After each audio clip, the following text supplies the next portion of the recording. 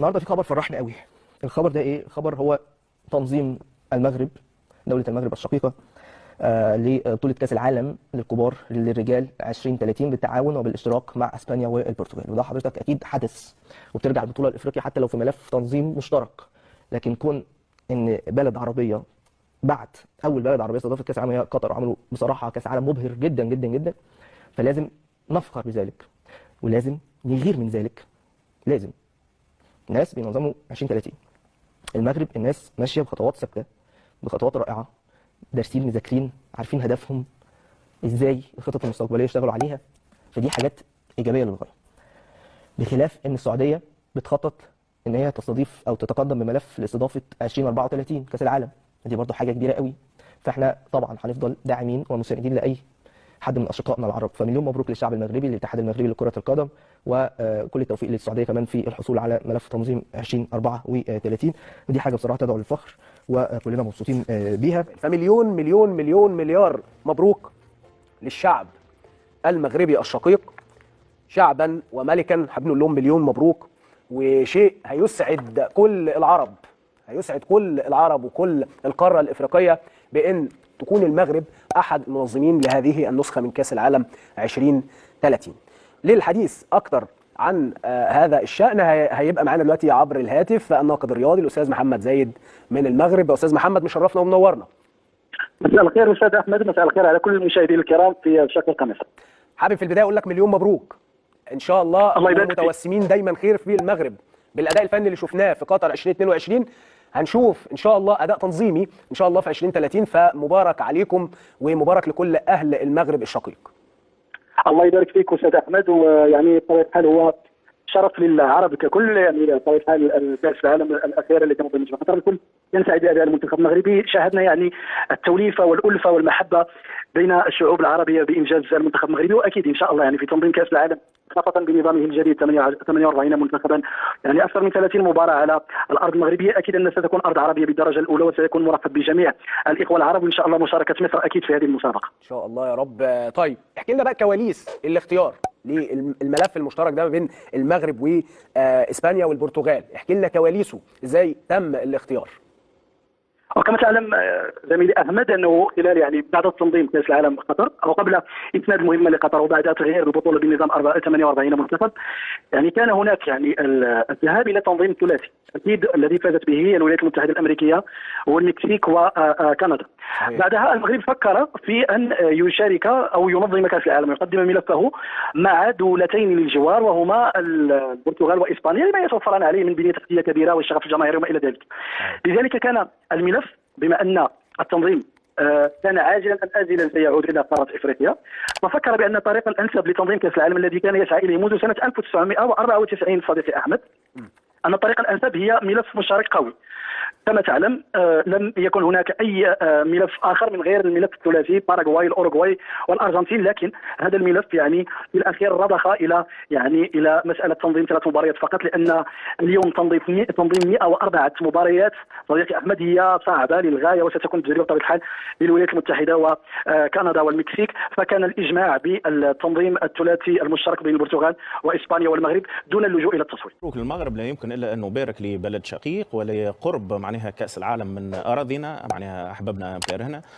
كم تمنينا لو أنه كان الوضع التونسي أفضل ومعناها نظمنا كأس عالمية مثلا مشتركة مع المغرب، أو حتى ذهبنا باتجاه أوروبا جيران القربة مع إيطاليا وسويسرا مثلا كما اختارت المغرب إسبانيا والبرتغال. لما لا وقت يجي معناها حظ إفريقيا، لأنه بصورة دورية تجي فترة يعطيوا لإفريقيا تنظيم، ممكن تونس مثلا تستغل معناها الحق الإفريقي وتنظم مثلا مع الدولتين من أوروبا بحكم القرب الجغرافي. لما لا؟ على كل حال معناها نتمنى للمغرب كل التوفيق في تنظيم هذه الكأس العالمية مع مملكتين أخرين ومع كما قلت دول أمريكا اللاتينية.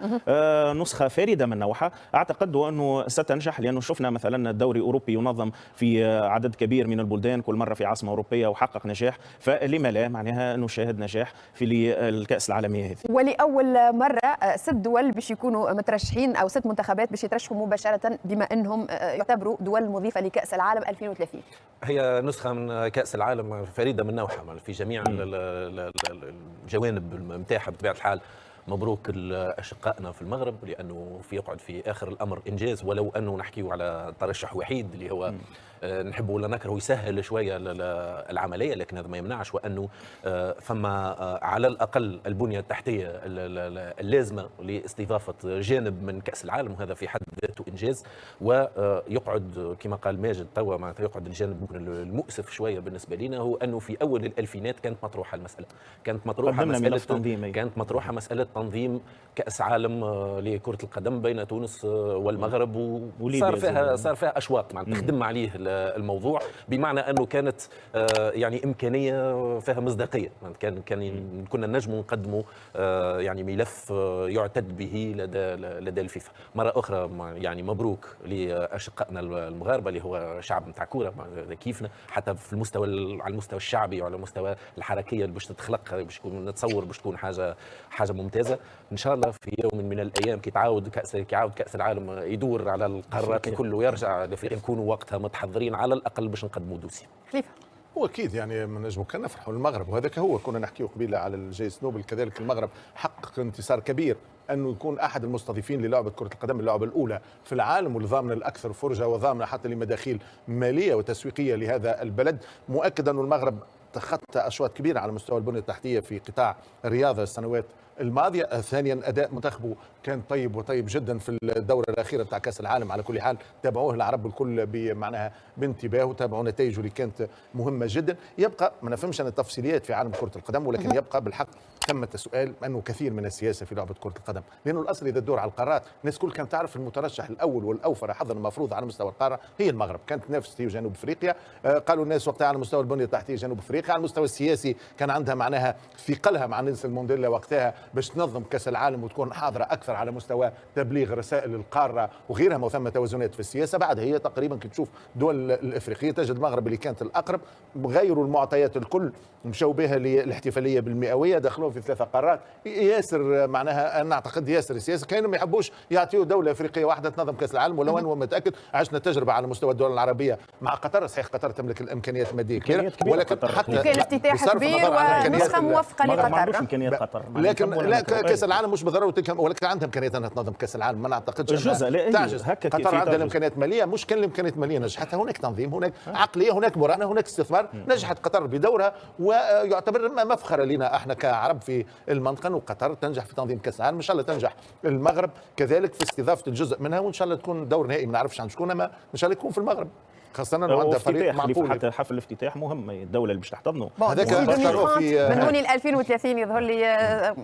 مازال الوقت بالكدا لتحضير افتتاح يرتقي الى نسخه مهمه لكاس العالم. الأحداث العالمية لهذه